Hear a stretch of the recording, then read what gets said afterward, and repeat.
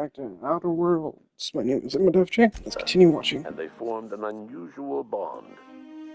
She decided to remain aboard the Unreliable permanently as its chief and sole engineer.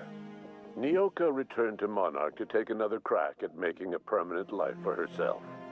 She formed the Charon Group, an MSI subsidiary of ragtag survivalists and wilderness experts. Anyone in need of a guide, or just looking to throw back a beer and swap stories, could find her camping on the trail, or clearing an infestation.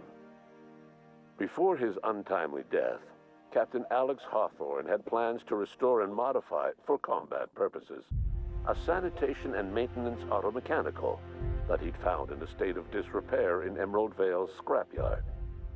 That unit remains broken down and forgotten in the Unreliable supply closet to this day.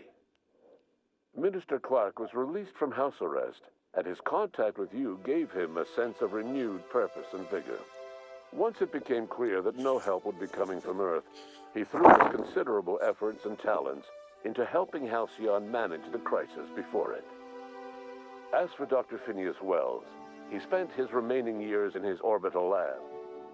He eventually came to terms with his own past, and was able to forgive the mistakes of his younger self by devoting his remaining years to serving the colony. Dr. Wells was able to revive many more scientists and engineers than he first expected, thanks to the additional batch of chemicals you stole from the Ministry. Wells never forgot about the human lives that were lost in acquiring these chemicals. In the end, Dr. Wells was able to save every scientist and engineer aboard the Hope. Over the next decade, nearly all of the Hope's remaining colonists were successfully revived. Halcyon saw a period of rapid technological and scientific advancement. Breakthroughs in dietary supplements saved the colony from starvation. Geoengineering projects and social reforms began to change the structure and character of the colony. Dr. Wells laid the groundwork for the project to save the colony, but he would never live to see the fruits of his labor. He passed away a few years later. His work was carried on by the scientists and engineers he revived.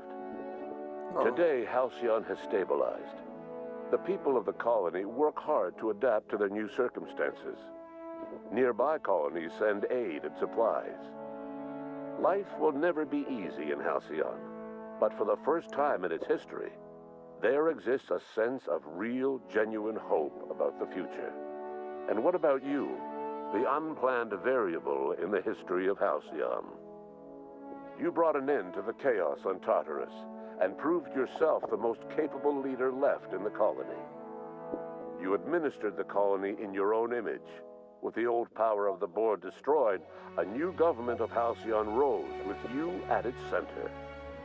With your steady hand, you guided Halcyon through the turbulent years that were to follow and helped ensure the survival of the colony until the end of your days.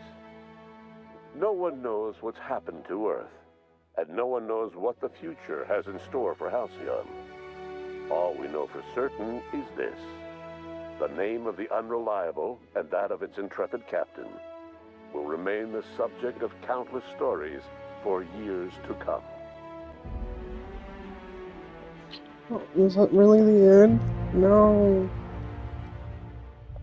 Wait, why can I continue if that was the...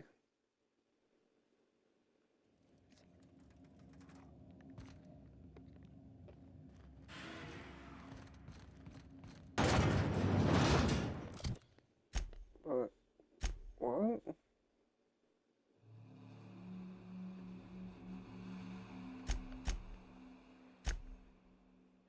Oh, because I didn't save my game. Okay. I didn't save... Well, I didn't get to see my... Well, that's technically the end, guys. I can't believe I made it to the end of the Outer Worlds Spacer's Choice Edition. If you like the video, hit the like button. If you want to subscribe to more content, subscribe button, and don't forget the notification bell to be notified when I make another video. I wish there was more to this. Honestly, I'm sad to let this game go, but I got other games to play. Bye, Outer Worlds. See you when you get a second game or maybe a spin-off.